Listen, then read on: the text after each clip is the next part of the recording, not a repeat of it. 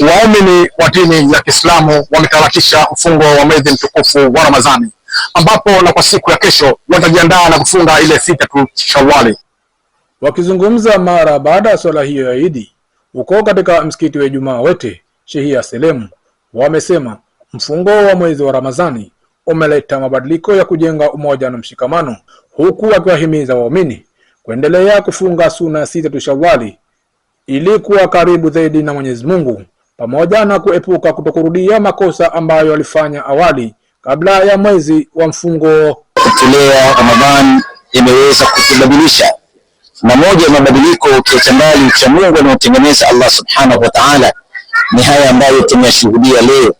Mwenyezi Mungu Subhanahu wa Ta'ala kutembelea kutukusanya pamoja tukiwa katika mabadiliko tofauti, tukiwa katika mabadiliko ya mavazi, tukiwa katika mabadiliko ya taswira, na kutuweka mahali pamoja katika mapenzi makubwa na furaha iliyoje katika hali tulizonazo, kwani tuna mfungo mwingine wa sita ta Shawwal kama alivyotuambia Bwana Mtume, yeyote anayefunga siku sita za mwezi wa Shawwal ni kama kwamba kafunga mwaka mzima.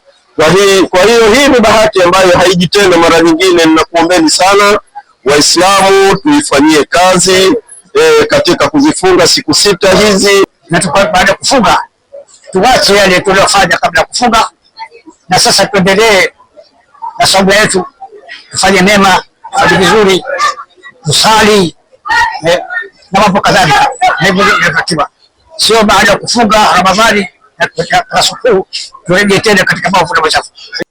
Mapema mjumbe wa baraza la maulama wilaya Wete Sheikh Jamal Muhammad Abedi alitumia nafasi ya maombi kwa imani ya dini ya Kiislamu ya kuombea dua watumishi wa serikali wanaofanya kazi kutoka mkoa wa Kaskazini Pemba na Kusini kupata chombo cha usafiri ili waweze kutekeleza majukumu yao ya kazi kwa weledi, huku mkuu wa idara ya maadili ya malezi ya Kiislamu kutoka taasisi ya Ibn Khaldun Academy Ustadhi Suleiman Al-Saidi amesema ajalia rabbil alamin viongozi wapatie wafanyikazi wa serikali wanaokwenda kazini asubuhi mbali na ofisi zao na nyumba zao, wapatie basi